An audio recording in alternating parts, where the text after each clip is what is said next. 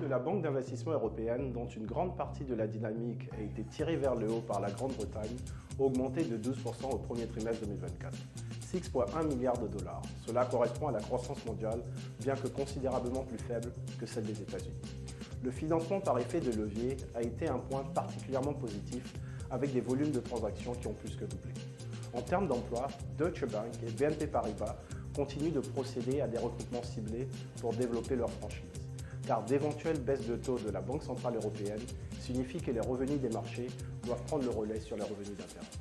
La Commerce Bank a toutefois étendu son programme de suppression d'emplois et vise à déplacer jusqu'à 350 emplois dans le secteur financier vers des centres à moindre coût comme la Pologne. Les employeurs commencent à réagir face aux tensions au sein du marché du travail parisien. Les banques mondiales ont averti qu'elles ne poursuivraient pas la prochaine vague d'embauche de traders, à moins que les dispositions visant à modifier le droit du travail soient exclues de la récente législation sur l'attractivité financière et des mesures ne soient prises pour en améliorer la flexibilité.